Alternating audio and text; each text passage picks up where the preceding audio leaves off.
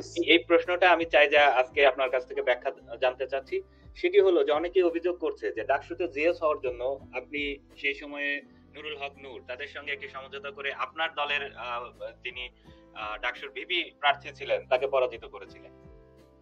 এটা শতভাগ অসত্য এবং সম্পূর্ণ মন গড়া বানাওয়াট একটি অভিযোগ, কল্পনাপ্রসূত। এটার কোনো ন্যূনতম ভিত্তি নাই। এটা আমি একাধিকবার বলেছি, পোস্ট করেও বলেছি। তো আজকে আপনি আবার বলছেন, আবার বলতে হচ্ছে। এটা হচ্ছে যে আসলে এটা নিয়ে আমি বেশি কথা বলতে চাই না, কারণ উপরের দিকে থুতু দিলে নিজের গায়েই পড়ে। এখানে আমরা ঘরের শত্রু বিভীষণের কাছে হেরেছিলাম। আপনাকে শুধু ছোট্ট একটা আমি ডেটা দিই, তাহলে আপনি ক্লিয়ার হয়ে যাবেন। ডাকসুতে শোভন ভোট পেয়েছেন, ভিপি হিসেবে শোভন ভোট পেয়েছে ৯,৪০০। আমি ভোট পেয়েছি ১০,৪৫০ বা সামথিং, মানে ওর চেয়ে আমার ১১০০ কম ভোটের আমি ব্যবধান। ১৭টা হল, প্রত্যেকটা হলে গড়ে আমি ৩০ থেকে ৪০টা ভোট হচ্ছে বেশি পেয়েছি, এরকম হবে এভারেজে, বা আরো কম হতে পারে এরকম। আর নূর ভোট পেয়েছে ১১,৩০০, আমার চেয়ে হয়তো সামথিং বা মানে ইয়া বেশি, ৯০০ বেশি ভোট পেয়েছে। আর আমাদের সাদ্দাম হোসেন, সে ভোট পেয়েছে ১৫,৬০০। তাহলে সাদ্দামের আমার চেয়ে ৫,০০০ ভোট বেশি পেয়েছে, শোভনের চেয়ে ৬,০০০ ভোট পেয়েছে, নূরের চেয়েও ৪,৫০০ ভোট বেশি পেয়েছে, প্রায় ৫,০০০ ভোট বেশি পেয়েছে। সেটা কিভাবে সম্ভব হলো? এই ভোটগুলো কোথায়? এই ভোটগুলো আমরা কেন পাইনি? আপনাকে আরো ইন্টারেস্টিং তথ্য বলি যে এখানে শামসি নোমান, আমাদের ছোট ভাই, আমাদের ডাকসু থেকে পরিবহন সম্পাদক হয়েছে, গণপরিবহন সম্পাদক, সে পেয়েছে, তার বাড়ি হচ্ছে ময়মনসিংহে, ও ভোট পেয়েছে ১২,৫০০। আমার চেয়ে এবং শোভনের চেয়েও প্রায় ১,৫০০-২,০০০ বেশি। আপনার নিপু তন্নি, ও হচ্ছে আপনার সাবসিনার হলের সেক্রেটারি ছিল, ওর বাড়ি ময়মনসিংহ, ও ভোট পেয়েছে ১১,০০০, মানে আমার চেয়ে এবং শোভনের চেয়ে বেশি। আমাদের প্যানেল থেকে কিন্তু ভোট পেয়েছে, হ্যাঁ, আমাদের প্যানেলে নির্বাচিত। তারপরে হচ্ছে আপনার সাদবিন কাদের চৌধুরী সাদি, আমাদের কমিটিতে ছিল, ও ভোট পেয়েছে প্রায় ১৩,০০০। তো ক্যাম্পাসে ওর বাড়ি ফেরে, কিন্তু ক্যাম্পাসে ও একটা বিশেষ এক ছাত্র নেতার খুব ঘনিষ্ঠ, সেটা সবাই জানতো। তো এই তিনজন আমাদের চেয়ে বেশি পেল, এবং সাদ্দাম প্রায় ৬,০০০ ভোট বেশি পেল। এই ভোটটা আমরা পেলাম না কেন?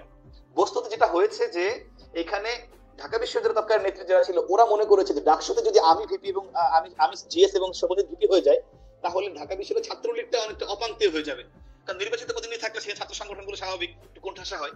এই জায়গা থেকে একটা বিশেষ অঞ্চল, আমি যদি বলি যে বৃহত্তর ময়মনসিংহ অঞ্চলটা, সেই অঞ্চলে যে ভোট ৪,৫০০ মতো ভোট, সেই ভোটটা আমিও পাইনি, শোভনও পাইনি, আমরা দুইজনই একটা ভোট এই অঞ্চল থেকে পাইনি।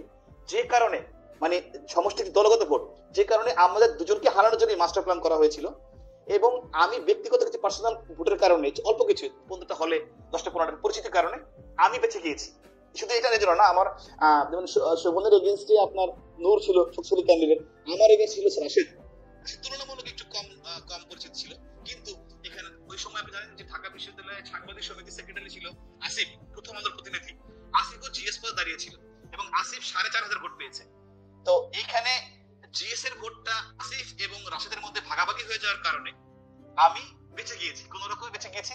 এবং যেহেতু ভিপির ভোটটা ভাগ হয় নাই, এই কারণে মনে করেন যে ওই জায়গাটায় ও এই সামান্য ব্যবধানে, এখানে যদি সাদ্দাম যে ভোটগুলো পেত সেই ভোটগুলো পেত, তাহলে নূরের চেয়ে শোভন ৪,৫০০ ভোট বেশি পেয়ে নির্বাচিত হতো।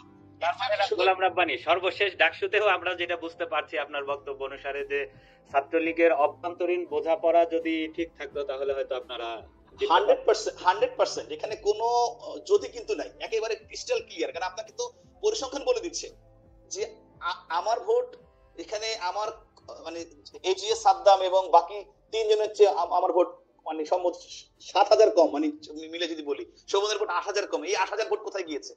তো আপনি এটাকে কিভাবে মূল্যায়ন করবেন? এটা সুযোগ নেই। ইনফ্যাক্ট আপনি দেখেন শোভনের হল হচ্ছে মহসিন হল, সেই হলে ও স্বাভাবিক ও বেশি ভোট পাবে, ওর হল। সেইখানে ওর চেয়ে ধরেন এই নোমান বা একটা মেয়ে নিপুতন্নি, সে ওর চেয়ে ডাবল ভোট পেয়েছে। আপনি পরিসংখ্যান বের করুন, আমি আপনাকে পাঠিয়ে দিব। একটা মেয়ে ওর হলে ওর চেয়ে ডাবল ভোট কিভাবে পায়, ষড়যন্ত্র না হলে? এটা কিভাবে সম্ভব? তো মানে এখানে একদম পরিসংখ্যান আছে। তো ওই সময় এটাকে সামনে আনলে আমাদের যে দলীয় যে সংহতি, যেটা এটাকে একেবারে মানে ওপেন হয়ে যেত, জিনিসটা খুবই নেতিবাচক প্রভাব পড়তো। এই কারণে ওই সময় এটা আমি জানিয়েছি, কিন্তু ওইভাবে পাবলিকলি আনিনি। কিন্তু এটা নিয়ে ষড়যন্ত্র আগেও হয়েছে, আজকে আমি ক্লিয়ার করলাম। তারপর যদি কারো কোনো প্রশ্ন থাকে, দে ক্যান ভেরিফাই ইট।